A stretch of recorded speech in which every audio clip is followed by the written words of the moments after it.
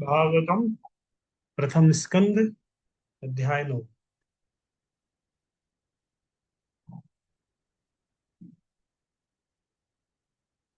अध्याय 9 शुरू किया था। तो अध्याय का शीर्षक है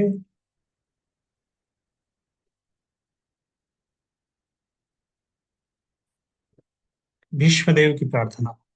तो कल हमने पढ़ा था किस तरह भीष्म पितामह युधिष्ठिर महाराज कुंती महारानी की प्रार्थना वाले अध्याय में पढ़ा था कि कुंती महारानी बहुत प्रार्थना किया भगवान को रोकने के लिए। भगवान सुन ले उनकी प्रार्थना, रुक गए कुछ समय। उसके बाद देखा कि युधिष्ठिर महाराज बहुत विषाद योग में चले गए। युधिष्ठिर महाराज बहुत दुखी है। उनको लग रहा है कि मेरे कारण इतना बड़ा युद्ध हुआ, मेरे कारण इतने लोग मारे गए, मैं इन सब का कारण हूँ।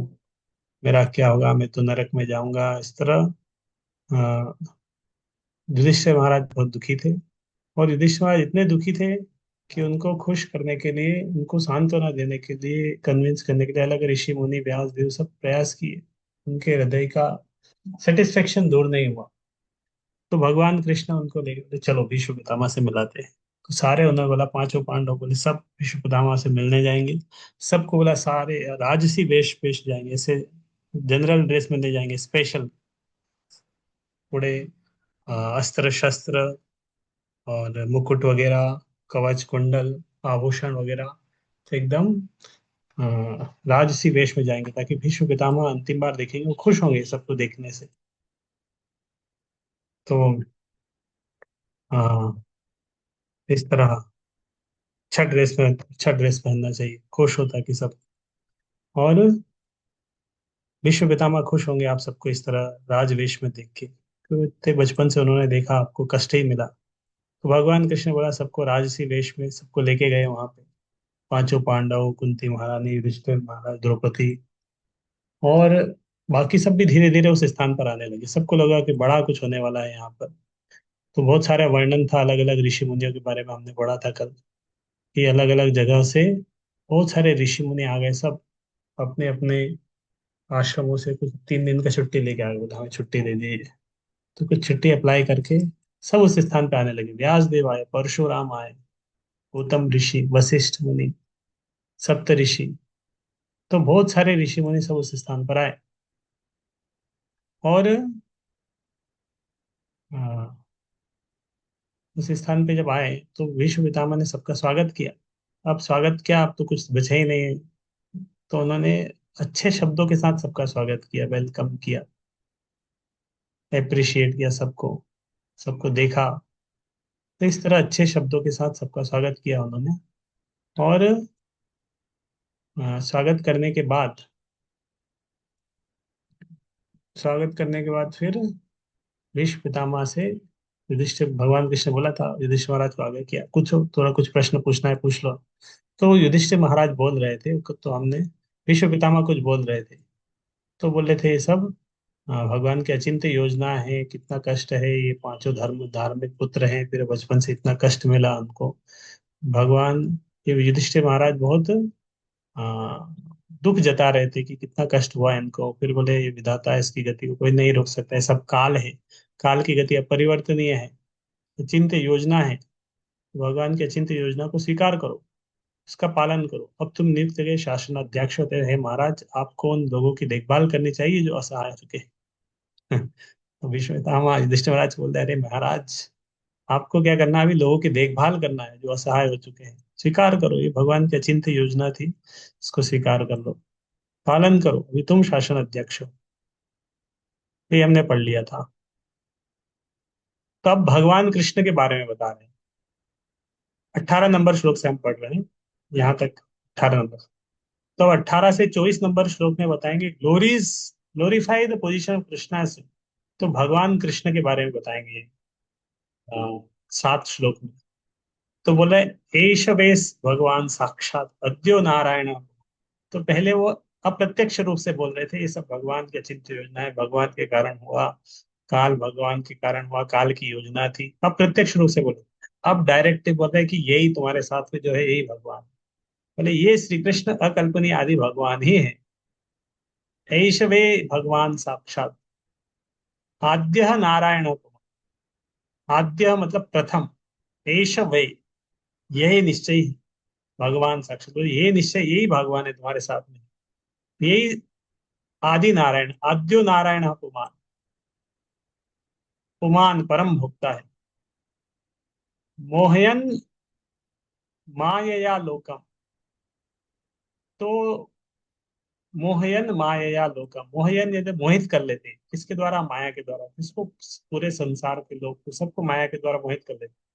गूढ़श्चरति वृष्णिषु, और इस तरह आते भी है खुद, गुप्त रूप से आते हैं। चरति वृष्णिषु, इस तरह स्वसृजित राजा वृष्णि के वंशजों में आते हैं, इस तरह गूढ़ अकल्पनीय तरीके से आते हैं, राजा वृष्णि के वंशजों में हमारी तरह विचरण कर रहे हैं। स्वजित शक्ति के द्वारा तो अपने को हमें मोहग्रस्त कर लेते हैं, मोहयन माया लोकम, और इस तरह विचरण करते हैं, लेकिन ये साक्षात नारायण, आदि नारायण है। तो बता रहे हैं ज्ञान प्राप्त करने की वैदिक पद्धति निगमन की विधि है, और ये शिष्य परंपरा द्वारा प्राप्त किया, तो ये ज्ञान अंधा नहीं होता।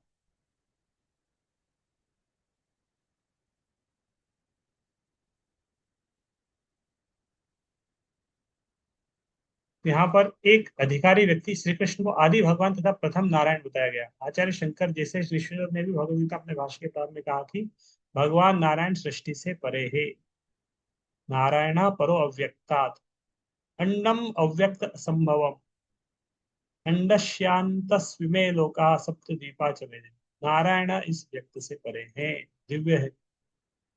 और भीष्म पितामह के बारे में, भीष्मदेव 12 महाजनों में से एक है।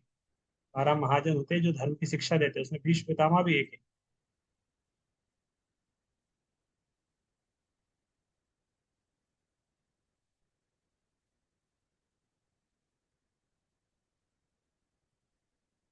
तो इस तरह भगवान कृष्ण आदि नारायण।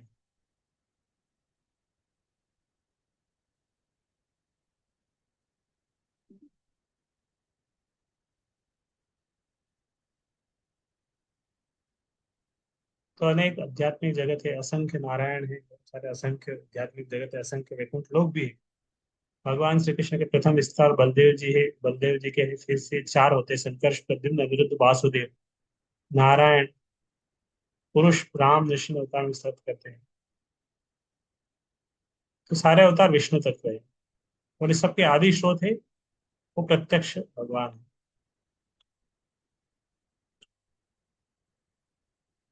नेक्स्ट भीष्मता बोले, श्यानुभावम भगवान वेद गुह्यम तमम शिव, देवर्षि नारद साक्षात भगवान कपिलो।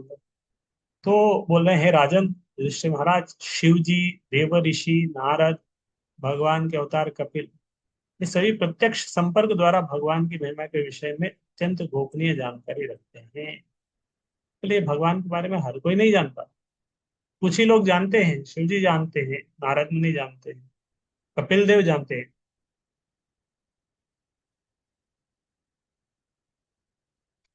तो ये सब भगवान के बारे में जानते हैं। तो सामान्य रूप से 12 महान भक्त महाजन हैं। इनके नाम है ब्रह्मा, नारद, शिव, कुमार, कपिल, मनु, प्रहलाद, भीष्म, जनक, सुखदेव, बलि महाराज और यमराज। फिर भी भीष्मदेव इनमें से के, लेकिन उन्होंने केवल 3 मुख्य नामों का उल्लेख है जो कि भगवान की महिमा से अवगत है। आधुनिक युग में महान आचार्य, तो यहाँ पे भीष्मदेव ने इन श्लोक में 3 का नाम दिया, आगे चल के यमराज जी ने 12 का नाम दिया।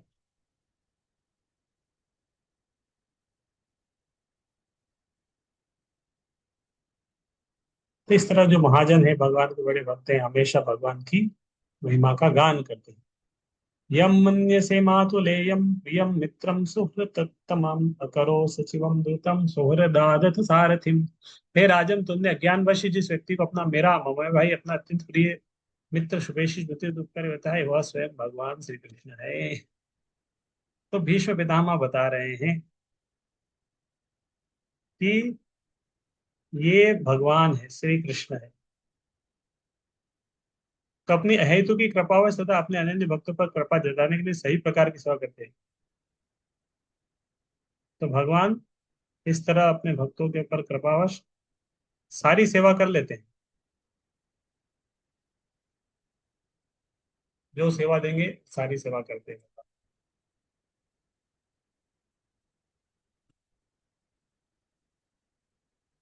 रथ चला रहे थे अर्जुन का, कितना छोटा सेवा है, रथ चलाने का सेवा कोई करता है? तो हम हमेशा एक्सपेक्ट करते हैं हमें बड़ी बड़ी सेवाएं मिलनी चाहिए, बड़ी सेवाएं मिलनी चाहिए। छोटी सेवा मिलती है तो छोटी सेवा हम कैसे करेंगे? तो बड़ी सेवा, छोटी सेवा से हम भागते हैं। लेकिन भगवान अपने भक्तों के लिए छोटी से छोटी सेवा करने के लिए भी तैयार। मंत्री के रूप में, दूत के रूप में भी गए एक बार। दूत का कितना छोटा सेवा, एक पोस्टमैन की तरह का सेवा है, दूत की तरह इधर का संदेश उधर देना है। तो दूत की तरह में सेवा गए, मित्र की तरह सेवा कर रहे थे, भाई की तरह। सर्वात्मनः समुद्रशो विद्वश्या अहंकृते तत्कृतम मतिवैषम्यम निरवध्यस्य न कंचित। पूर्ण पुरुषोत्तम भगवान होने के कारण वे प्रत्येक के हृदय में विद्यमान है। वे सभी पर समान रूप से दयालु और भेद अभेद के मिथ्या अहंकार से सर्वथा मुक्त है। अतः वे जो कुछ करते हैं वो भौतिक उन्माद से मुक्त होता है, वे समदर्शी है। क्योंकि वे परम पूर्ण है, अतः उनसे कुछ भी भिन्न नहीं है, वे केवल्य है, अतिरिक्त और कुछ नहीं है। तो प्रत्येक के हृदय में है, समान रूप से दयालु है सबके ऊपर, ऐसा नहीं किसी के साथ भेदभाव करते। भेद अभेद के मिथ्या अहंकार से सर्वथा मुक्त है। तो भगवान जो कुछ करते हैं वो दिव्य है, उन्माद में नहीं रहता है, तीन गुणों में नहीं रहता है। भगवान तीन गुणों से परे हैं। भगवान की भक्ति भी जो करता है वो भी तीन गुणों से ऊपर हो जाता है। अतः जब वे अर्जुन के सारथी के रूप में स्वयं प्रकट हुए तो उनके उच्चतम स्थिति में, तो ऐसा नहीं कि भगवान सारथी बन गए, आ, उनकी स्थिति कमजोर हो गई। तो सारथी मतलब, तो भगवान पहले से ही सभी जीवों के सारथी तथा उपदेशक। ये तो भक्तिमय सेवा की शक्ति है कि उन्होंने सारथी के रूप में प्रदर्शित किया। तो भगवान की भक्तिमय सेवा है, दूत के रूप में शक्ति उस तरह कर रहे हैं। तो उनके लिए न तो कोई उत्कृष्ट है और न निकृष्ट, पूर्ण पुरुषोत्तम भगवान होने के कारण उन्हें मिथ्या अहंकार नहीं होता। तो वे भगवान है। इस तरह भगवान की स्थिति दिव्य है।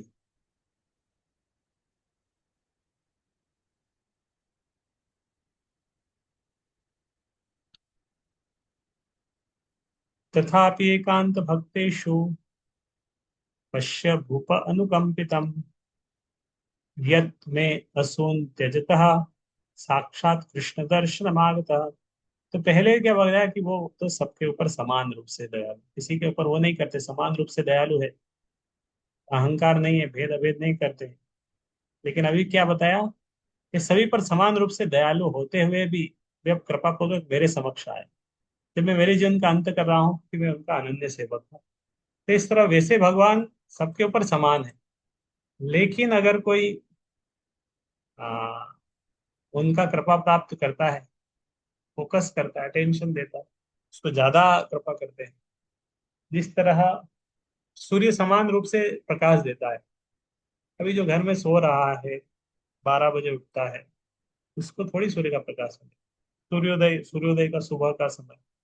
लेकिन जो सोता रहता है उसको वो सूर्योदय देखने का लाभ नहीं मिलेगा। समान रूप से सूर्योदय हुआ, लेकिन जो सोता रहेगा उसको कुछ नहीं मिलेगा। और जो घर में है उसको सूर्य का प्रकाश का लाभ नहीं मिलेगा, बाहर जाना पड़ेगा।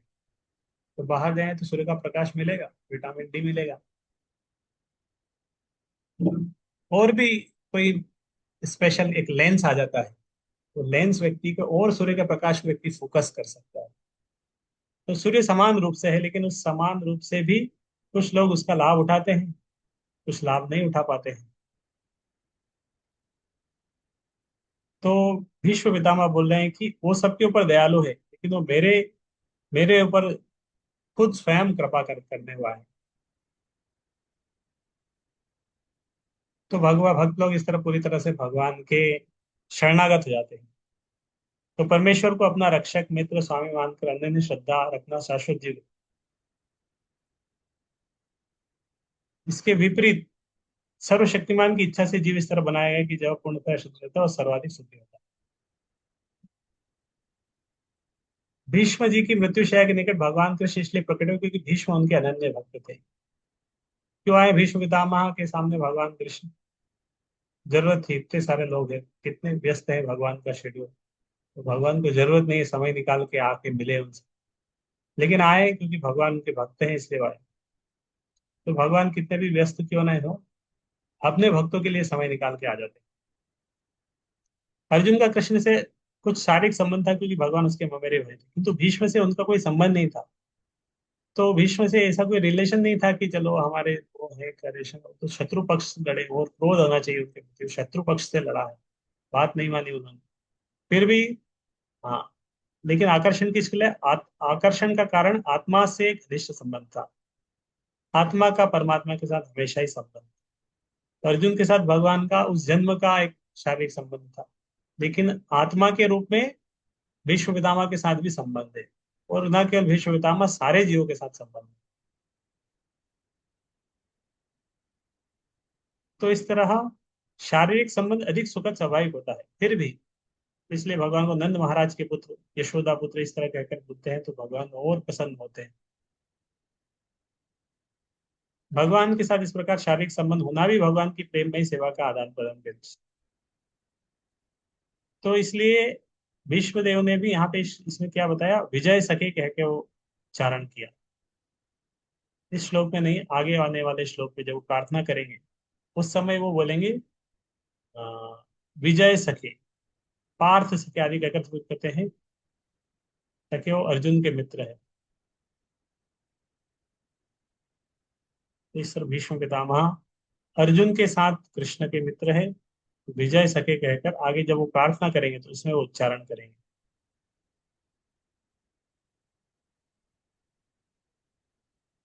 भक्त्यावेश मनो यस्मिन् वाचा यन्नाम कीर्तयन् त्यजन कलेवरम योगी मुंचते काम कर्म। भक्त्या भक्ति पूर्वक, आवेश चिंतन करके, भक्ति पूर्वक चिंतन करके, मना यस्मिन वाचा यत नाम कीर्तयन्।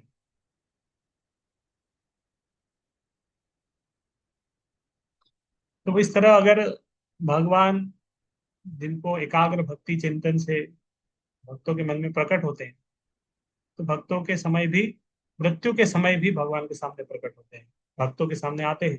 भौतिक शरीर छोड़ते समय सकाम कर्मों से बंधन से मुक्त कर देते हैं।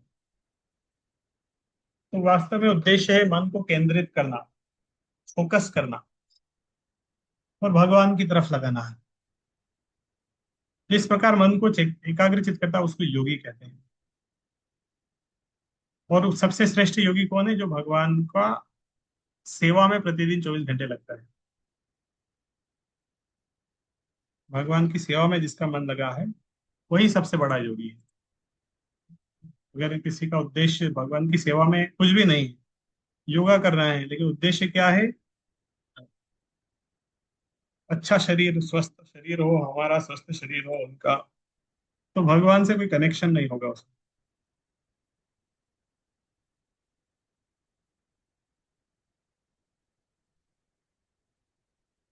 सदैव देवो भगवान प्रतीक्षतां कलेवरं यावदिदं हिनोम्यहं प्रसन्ना सारुणलोचना दोष उन्मुखोन्मुजो ध्यानपतश्चतुर्भुजः। सो देव देव, देवताओं के भी देवता है भगवान, सदेव देवो। तो आ, भगवान प्रतीक्षता, तो भगवान से प्रार्थना कर रहे हैं। अभी भीष्म पितामह क्या कर रहे हैं? भीष्म पितामह प्राण त्यागने का, युधिष्ठिर महाराज को उपदेश देना था, दे दिया। युधिष्ठिर महाराज अभी प्रसन्न हो गए। अब युधिष्ठिर, अब भीष्म पितामह क्या चाहते हैं? प्राण त्यागना चाहते हैं। तो भगवान से बोले कि भगवान अब तो आप आ गए, मैं प्राण त्यागना चाहता हूँ, आप थोड़ा प्रतीक्षा करिए, आप यहीं रहिए, यहीं रहिए, यही अच्छा समय है प्राण त्यागने का। तो कलेवरम यावदिदम हिनोम्य हम, उगते सूर्य की भांति अरुण नेत्रों सुंदर रीते से जाए मुस्कुराते कमल मुख। भगवान का सुंदर मुख सामने है, बोले आप उस क्षण तक मेरी प्रतीक्षा, जब तक मैं अपना यह भौतिक शरीर न छोड़ दूं। भगवान से प्रार्थना करें, भगवान आप आए हैं, अब जाइए मत। ऐसा नहीं कि अब मैं युधिष्ठिर महाराज को उपदेश दे दिया हूँ, अब आप चले जाएंगे, क्योंकि पर्पस तो सोल्व हो गया युधिष्ठिर महाराज का। विषाद योग दूर करना था, वो कंप्लीट हो गया है। और अब, लेकिन अब भीष्म पितामह बोल रहे हैं, भगवान अभी आप जाइएगा नहीं, अब मैं प्राण त्यागना चाहता हूँ, आप प्रतीक्षा करें, मैं शरीर छोड़ूंगा। भगवान भीष्मदेव जानते थे कि भगवान कृष्ण आदि नारायण है, चतुर्भुज भगवान विष्णु है, उनके आराध्य है। तो भीष्म पितामह इस तरह चतुर्भुज नारायण की पूजा करते हैं। वही वो भगवान कृष्ण के अंश है। एक बोल सके कि आप नारायण रूप में प्रकट हो।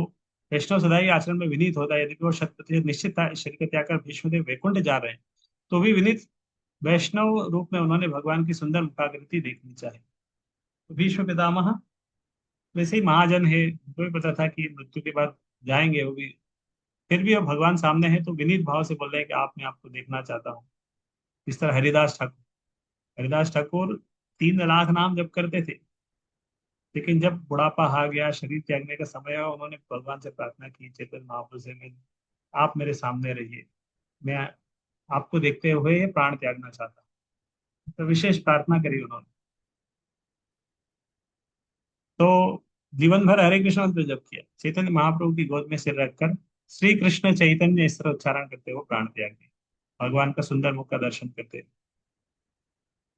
उन्होंने सोचा कहीं शरीर छोड़ने के बाद भगवान के दर्शन न भी कर पाए, वैष्णव को कभी गर्व नहीं होता, फिर भी भगवान ने भक्तों अपने धाम में प्रवेश करने की गारंटी देते हैं।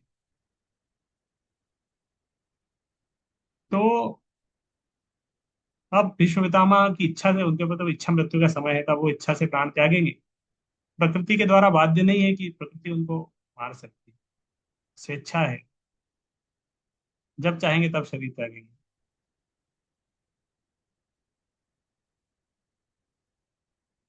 तो भीष्म पितामह चाहते हैं कि भगवान कृष्ण उनके सामने रहे और वो उनका ध्यान कर सके, और इस तरह ध्यान करते करते भगवान भगवान के धाम जाए।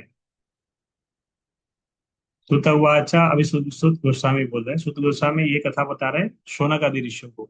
तो उन्होंने बोला, युधिष्ठिरस्तत्कर्णं शयारं शरपंजरे अपृच्छ द्विविधान धर्मान ऋषिणाम चानुर्णुताम। तो ये वाला सेक्शन हमारा कंप्लीट हो गया, 18 से 24, जिसमें भगवान कृष्ण की पोजीशन को भीष्म पितामह ने ग्लोरीफाई किया।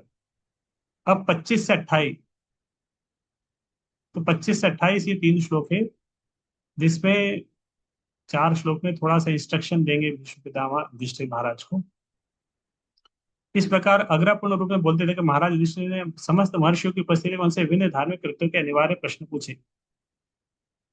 तो भीष्म पितामह युधिष्ठिर महाराज ने कुछ प्रश्न पूछ लिए उनसे, लेकिन पहले ही भगवान ने बोल दिया था, कृष्ण को बोला आप रुकिएगा, आप मेरे जाने के बाद ही आप जाइएगा। तो भगवान कृष्ण ने युधिष्ठिर महाराज को प्रेरणा दिया था कि आप कुछ पूछिए, ऐसा संग बाद में कहीं नहीं मिलेगा, कुछ प्रश्न पूछ लीजिए।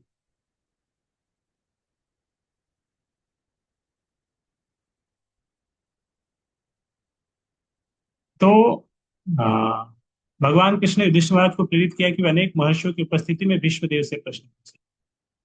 बहुत सारे ऋषि मुनि वहां पर थे, लेकिन उन्होंने बोला युधिष्ठिर महाराज को, तुम कुछ प्रश्न पूछो उनसे। तो बड़े बड़े ऋषि मुनि वहां और भी बड़े हैं, व्यास देव विश्व पितामह से श्रेष्ठ है ना। और भीष्म पितामह से श्रेष्ठ बड़े बड़े ऋषि मुनि भी है, लेकिन भगवान ने बोला कि इनसे प्रश्न पूछो। एक रीजन ये भी है कि भीष्म देव उस समय शरशैया पर लेटे थे, अपनी इस अवस्था के कारण वे अत्यंत कष्ट में स्थिति में थे।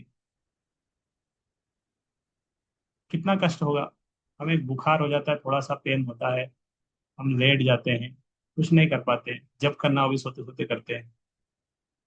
लेकिन भीष्मदेव उस अवस्था में, आ,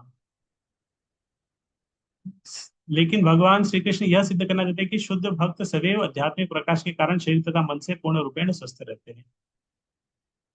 तो श्रील प्रभुपाद जी अंतिम क्षण तक, वो भी इस तरह भीष्म पितामह जिस तरह बाणों की शैया के ऊपर उपदेश देते हुए, प्रार्थना करते हुए शरीर छोड़े, विश्व श्रील प्रभुपाद जी अंतिम क्षण में वृंदावन में इस तरह भागवत का ट्रांसलेशन कर रहे थे, समझ सकते हैं ना।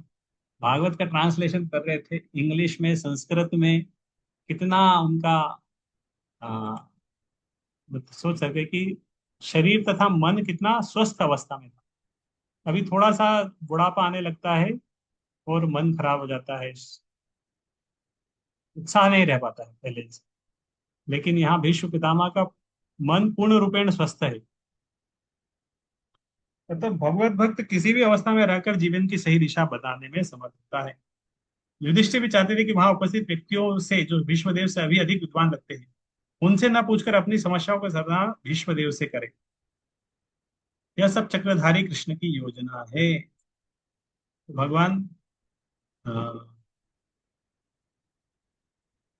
भगवान चाहते थे अ,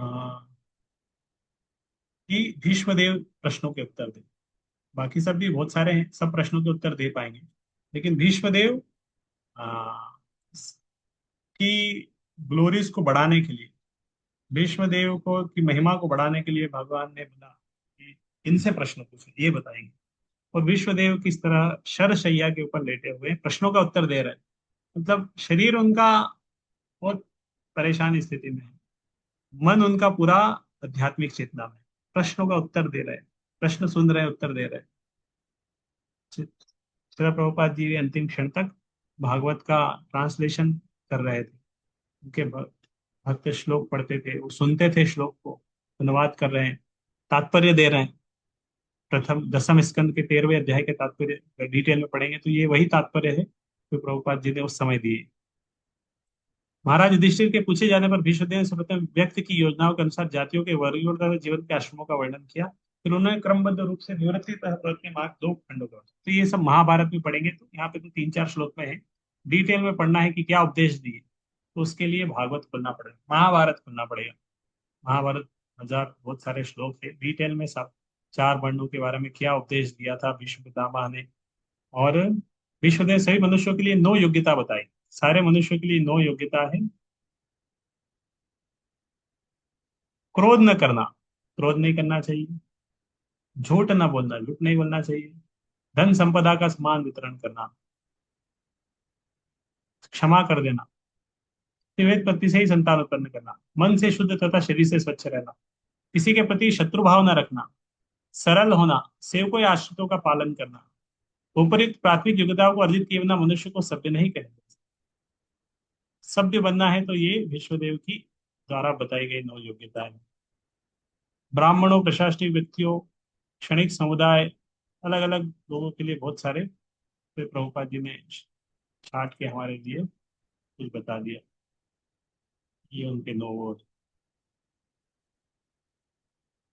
राजा को कैसा होना चाहिए, शासक वर्ग के क्या कर्तव्य, क्षत्रियो को होना चाहिए। शासकों के दो चर्चा, क्षत्रियो को विशेष ला जाती है कि दान तो दे, किसी भी परिस्थिति में दान न ले। दान ले नहीं, हमेशा दान को दे। धन संग्रह करते, किंतु राजनीति समर में दान को दान कभी नहीं देना चाहिए। शास्त्रों के सर्वथा विपरीत है। व्यापारी के लिए क्या उद्देश्य है, गायों की रक्षा करे, दूध उत्पादन करे, दही मक्खन की वृद्धि करे। तो व्यापारी को क्या करना चाहिए वो बताया, क्योंकि युधिष्ठिर महाराज अभी राजा की तरह कार्य करेंगे। ब्राह्मण क्षत्रिय वैश्य, वो राजा है, क्षत्रिय है, उनके अंडर में सब रहेंगे, पूरी प्रजा, तो वो सब अलग अलग कैटेगरी में। तो सबको कैसा उपदेश होना चाहिए, अलग अलग वर्णाश्रम के अनुसार किसके क्या कर्तव्य है, डिटेल में बताया उन्होंने। दान धर्मान, राजधर्मान, मोक्ष धर्मान, विभाग शस्त्र धर्मान, भगवत धर्मान, समाज सव्यास योग्यता। तब उन्होंने दान कर्मों, राजा के राज्य विषय कार्यकलापों, मोक्ष कर्मों की खंड बार या के उन्होंने उन्हें स्त्री भक्तों के कर्तव्यों को संक्षेप में विशद तो डिटेल में बताया हर चीज। ऐसा नहीं कि शॉर्टकट में महाभारत पढ़ेंगे तो पता चलेगा, इतना डिटेल में, इतना बीमार होने के बाद भी, इसी अवस्था में होने के बाद भी एक एक चीज की डिटेल में जाके बता रहे हैं। तो दान देना चाहिए। गृहस्थ का विशेष कर्तव्य है कठिन कमाई का कम से कम 50% हिस्सा दान देने के लिए तैयार रहना चाहिए। दान देना गृहस्थों का कर्तव्य है, दान देते रहना चाहिए। अलग अलग सबके कर्तव्य के बारे में आपको बोलने में। वैश्वदेव की अंतिम शिक्षा भगवान को प्रसन्न करने की विधेय के विषय में थी। हम सब भगवान के सनातन दास ही, जब हम अपने स्वभाव के महत्वपूर्ण तत्व को भूल जाते हैं तो हमें जीवन की भौतिक अवस्था में आना पड़ता है। भगवान को प्रसन्न करने की सरल विधि है, घर में भगवान का अर्चा विग्रह स्थापित किया जाए। अर्चा विग्रह में चित्त एकाग्र करके दैनिक कार्य किए जा सकते हैं। घर में अर्चा विग्रह की पूजा, भक्त की सेवा, श्रीमद् भागवत का श्रवण, पवित्र तीर्थ स्थान में वास तथा भगवान नाम का कीर्तन, ये सब बिना व्यय के ही होने वाले कार्य है। घर में आसानी से, सरलता से सारे कार्य हो जाएंगे। तो इस प्रकार यह विषय पितामह द्वारा को समझाया गया। तो घर में अर्चा विग्रह नहीं है तो फोटो, एक मंदिर हो जहाँ पे भगवान का फोटो है, अर्चा विग्रह हो, फिर उसका रोज सुबह उठो, मंगल आरती करो, फूल चढ़ाओ, भोग लगाओ, अटेंड करना होता है। तो रोज सुबह अगर नियम बना ले कि नहीं, मेरे घर में रोज 5 बजे, इस मंदिर में हमारा नियम है 4:30 बजे आरती होना है, तो 4:30 बजे आरती होना है मतलब होना है। ऐसा नहीं कर सकते कि आज चलो सब थक गए हैं, आज कल आरती नहीं करेंगे, आज तो सब थक गए, तो कोई भी बहाना नहीं चलता है। 4:30 बजे आरती होना है मतलब होना ही है। तो घर में 4:30 नहीं कर सकते, 5 बजे करे, 5 नहीं कर सकते, 5:30 बजे करे, 6 बजे, कोई नियम बना ले कि घर में इतने बजे आरती होना है मतलब होना है। तो इस तरह घर में एक विग्रह सेवा का नियमित समय, मंगल आरती का समय, हमारे स्टूडेंट के सेंटर है, 6 बजे सुबह उसमें मंगल आरती होती है। वो होती है मतलब होती है, जो भी है सबको आना ही है। 4:30 5 बजे वो नहीं आ पाएंगे, 6 बजे लगभग सभी आ जाते हैं। तो इस तरह एक समय निर्धारित करके घर में विग्रह की सेवा कर सकते, भक्तों की सेवा किया जाए, भागवत का श्रवण किया जाए। जब मंदिर है थोड़ा समय निकाल के उधर भागवत ग्रंथ रखे और भागवत को पढ़े। पवित्र तीर्थ स्थान में भी जाया जाए, घुमा जाए, भगवान के नाम का कीर्तन किया जाए। तो घर में मंदिर है, थोड़ा कीर्तन भी करना चाहिए, थोड़ा बैठ के शाम को समय निकाल के उधर करताल रखे, मृदंग रखे, कीर्तन करे, गाए भगवान के नाम। सब बिना व्यय के होने वाले, किसी में पैसा नहीं लगता, भागवत श्रवण करने में कोई पैसा नहीं लगता। तीर्थ स्थान में बोल सकते हैं कि थोड़ा टिकट लगेगा, लेकिन तीर्थ स्थान में भी जगह आप मंदिर में जा सकते हैं, इस्कॉन मंदिर में जा सकते हैं, तो लोकल में जाइए, वो भी तीर्थ स्थान है। भगवान के नाम का कीर्तन फ्री में है। घर में अर्चा विग्रह का सेवा है, घर थोड़ा घूमने जाएंगे, बाहर पानी फूल फल मिल जाएगा, तो सब कुछ फ्री में होता है। तो ये भीष्म देव की अंतिम शिक्षा है, इस तरह सबको सिखाना चाहते हैं। तभी तो भीष्म देव की प्रार्थना शुरू होगी, प्रार्थना शुरू ही नहीं। इसके बाद उन्होंने इतिहास से उदाहरण देते हुए विभिन्न आश्रमों, जीवन की अवस्थाओं के वृत्तिपरक कार्यों का वर्णन किया, क्योंकि वो सत्य से भली भांति परिचित थे। पूरा एक्सपीरियंस है भीष्म पितामह का, कितना एक्सपीरियंस, 300 400 साल का एक्सपीरियंस।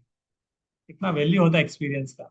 2 साल एक्सपीरियंस से सैलरी कितनी बढ़ जाती है, 10 साल एक्सपीरियंस उसकी कितनी सैलरी रहती है। तो हम देख रहे थे कि एक्सपीरियंस से हर व्यक्ति को चाहते हैं एक्सपीरियंस एम्प्लॉय मिले हमें, पैसा ज्यादा देंगे लेकिन एक्सपीरियंस व्यक्ति चाहिए, गड़बड़ करने वाला व्यक्ति नहीं चाहिए।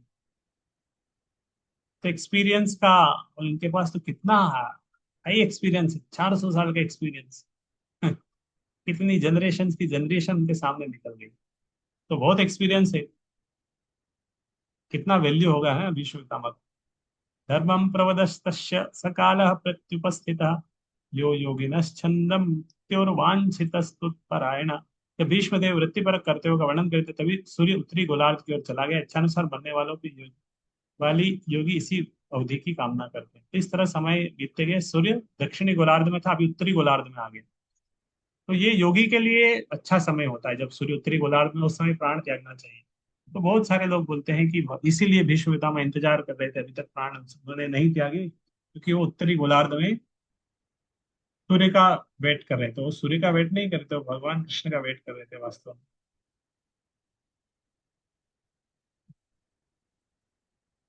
तो वेदों में ऐसे काल को शरीर त्यागने के लिए शुभ माना जाता है। सिद्ध योगी इसका लाभ उठाते हैं, योग की सिद्धि करते हैं कि ऐसी श्रेष्ठ मानसिक अवस्था को प्राप्त करते हैं, तो ऐसी समय में योगी लोग अपने करते हैं।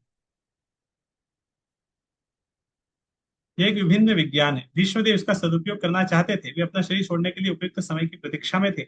तब वह स्वर्णिम अवसर आ पहुंचा जब वे अपने पांडवों को उपदेश दे रहे थे। तत्पश्चात वह व्यक्ति तदोपसंवृत गिरः सहस्त्रणी विनोन्मुक्त संगम मद आदि पुरुषे कृष्णे लसत पीत पटे चतुर्भुजे पुरस्थित मिलित द्रव्य धारय। अब वो अपने आप को रेडी कर रहे हैं। यहाँ पे अभी शुरू हो रहा है विश्वदेव फाइनल मोमेंट्स। अब अंतिम क्षण की तैयारी कर रहे हैं, भगवान को प्रार्थना करने जा रहे हैं। मृत्यु का समय आ गया, सूर्योत्तरी गोलार्ध में आ गया, अभी दक्षिणी गोलार्ध से। तो अब वह व्यक्ति जो हजारों अर्थों से युक्त विभिन्न विषयों पर बोलता था, अभी तक कितने सारे विषयों पर वो बोल चुके हैं, हजारों युद्ध लड़ चुके हैं, हजारों व्यक्तियों की रक्षा कर चुके हैं, अब उन्होंने बोलना बंद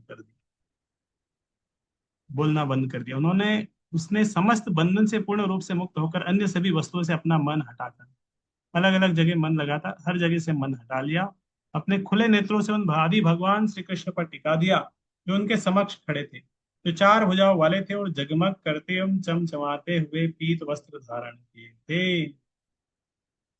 अपना भौतिक शरीर त्यागते समय भीष्मदेव ने मनुष्य जीवन के महत्वपूर्ण कार्य से संबंधित यशस्वी उदाहरण प्रस्तुत किए। ये बहुत अच्छा श्लोक है। अब उन्होंने क्या किया, अन्य सभी वस्तुओं से मन को हटाकर अपने खुले नेत्रों को उन आदि भगवान श्री कृष्ण पर टिका दिया जो उनके समक्ष खड़े थे। तो अलग अलग जगह कितना कुछ किया, लेकिन अब ये पूरी तरह भगवान के ऊपर वो फोकस कर रहे हैं। अलग अलग जगह फोकस रहता है, एटलीस्ट मृत्यु के समय फुल फोकस भगवान के ऊपर लगाना चाहिए। जिस तरह बच्चे लोग दिन भर, साल भर उनका कुछ भी रहता है, लेकिन एग्जाम के एक दिन पहले सब कुछ छोड़ देते हैं वो, और पढ़ाई में उनका पूरा फोकस होता है। उससे पहले सब हर जगह मन रहता है, क्रिकेट भी देखते हैं, घूमने भी जाते हैं, अलग अलग सारे फेस्टिवल में भी जाते हैं, गरबे में भी जाते हैं, क्रिकेट खेलने भी जाते हैं, मॉर्निंग वॉक पे जाते हैं, जिम पे जाते हैं, हर जगह जाते हैं। लेकिन जब पता चला कल एग्जाम है, तो उसके एक दिन पहले फिर कहीं नहीं जाते, मन हटा के, हर जगह से मन हटा के बिना सोए हुए खुले नेत्र से कॉपी में पढ़ते हैं, क्वेश्चन आंसर पढ़ते हैं, पूरा फोकस करने का प्रयास करते हैं मन को। वो अलग बात है कि वो कठिन हो जाता है एकदम से मन को लगाना, फिर भी वो प्रयास करते हैं।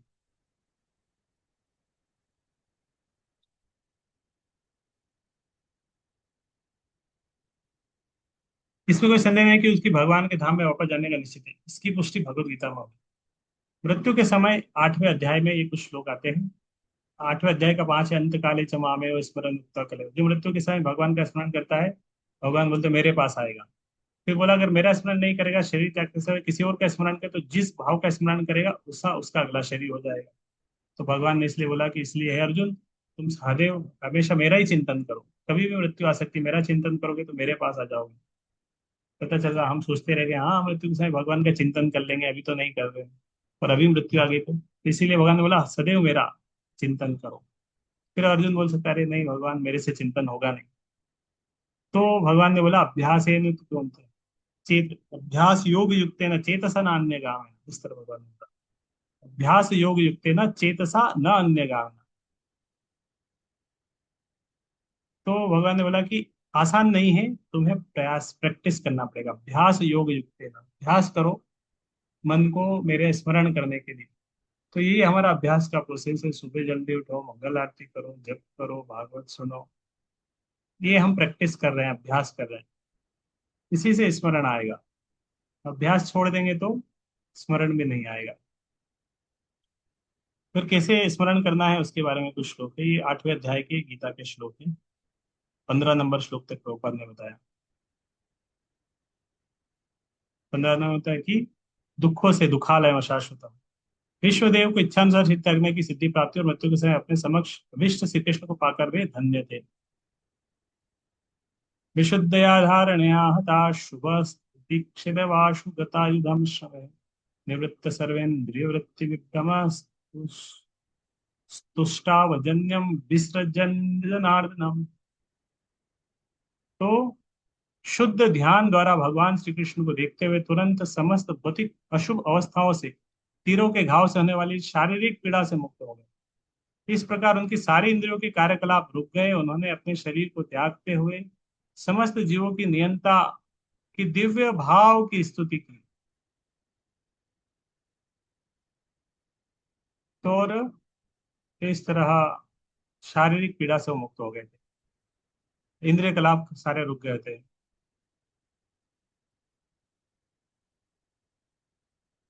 तो इस तरह भीष्म पितामह क्या किए, भीष्म पितामह अभी प्रार्थना कर रहे हैं। भीष्म पितामह की प्रार्थना शुरू हो रही थी। तो ये वाले श्लोक से, 32 नंबर श्लोक से भीष्म भीष्म पितामह की प्रार्थना शुरू हो रही है। विष्णुदेव प्रार्थना करना शुरू की। तो विष्णुदेव की प्रार्थना क्या है? श्री भीष्म उवाच। तो ये बहुत विशेष प्रार्थना है, बहुत सारे श्लोक है इसमें, बड़े बड़े श्लोक है। इतिमति उपकल्पिता वितृष्णा भगवती सात्वत पुंगवे विभुम्नि स्वसुखमुपगते क्वचित विरहतुम प्रकृतिमुपेयुषि यद भव प्रवाह। तो इस तरह भीष्मदेव प्रार्थना इति मति। अभी भीष्मदेव बोल रहे हैं कि इस प्रकार ये मेरी जो मति है, जो सोचना है, अनुभव करना है, चाहना है, थिंकिंग फीलिंग विलिंग, मेरी चिंतन है, उपकल्पिता वितृष्णा। अभी इसको उपकल्पिता लगाना है, नियुक्त करना है कि मृत्यु का समय, अभी आखिरी प्रार्थना कर रहे हैं भगवान से, 11 श्लोक उनकी प्रार्थना के। तब बोले अब मेरी बुद्धि उपकल्पिता, अभी इसको नियुक्त करना है, वितृष्णा समस्त इंद्रिय इच्छाओं से मुक्त करना है, डिटेच करके भगवती सात्वत पुंगवे विभवनी, भगवान में लगाना अभी मति को। हर जगह से हटाना है, अलग अलग जगह मति लगी हुई है, तो जहां जहां लगी है हर जगह से हटा के पूरी तरह भी भगवान में लगा देना है। भगवती सात्वत पुंगवे, सात्वत पुंगवे भगवान का एक नाम है। सात्वत पुंगवे मतलब भक्तों के नेता में, भगवान कृष्ण जो भक्तों के नेता है। विभुम्नि, जो परम है। स्वसुखम उपगते क्वचित विरहतु।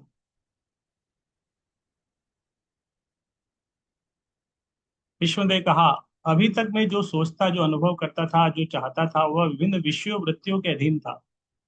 अलग अलग चीजों के बारे में मैं सोचता था, अनुभव करता था।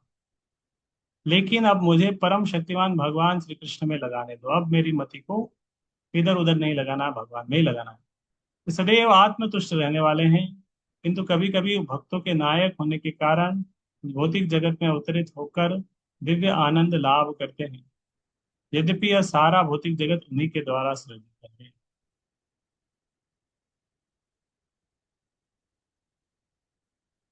तो भीष्मदेव बहुत बड़े राजपुरुष थे, नेता थे। तो उनका मन अलग अलग विषयों में बटा था। हाँ, एक व्यक्ति बूढ़ा हो जाता है तो आ, कितना कुछ सोचता है वो। बचपन के बारे में सोचता है, युवा के सोचता है, बेटों के बारे में सोचता है, बेटी के बारे में सोचता है। इसका नौकरी नहीं लग रहा, पोते का पढ़ना नहीं है, इसका दिमाग नहीं चलता है।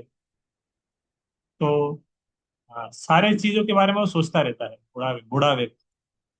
भगवान के बारे में नहीं सोचता है, जिस जो सोचना चाहिए वो नहीं सोचता है। और बाकी हर एक चीज के बारे में चिंतन करता है, टेंशन लेता है और सोचता है। तो आ, अब वो हर जगह से मति को हटाना चाहते हैं और भगवान में पूरी तरह लगा देना चाहते हैं। जिस तरह हमारा मोबाइल चलता है, बहुत सारे एप्लीकेशन वगैरह खुले रहते हैं, बैटरी बहुत सारे एप्लीकेशन थोड़ा थोड़ा बैटरी ले रहे हैं। अब जब पता चला कि अब बहुत सारा समय बचा है, थोड़ी सी बैटरी बची है, तो सबको सारे एप्लीकेशन बंद कर देना चाहिए। अब केवल जो बैटरी है, केवल मोबाइल के अस्तित्व को बनाए रखने के लिए बैटरी का उपयोग करना है। इसी तरह मति को पूरी तरह अलग अलग जगह नहीं देना, अब हर जगह मति को पूरी तरह भगवान में लगाना है।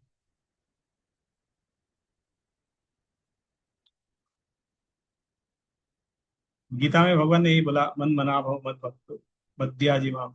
मन को मुझ में लगाओ, गहरा चिंतन करो।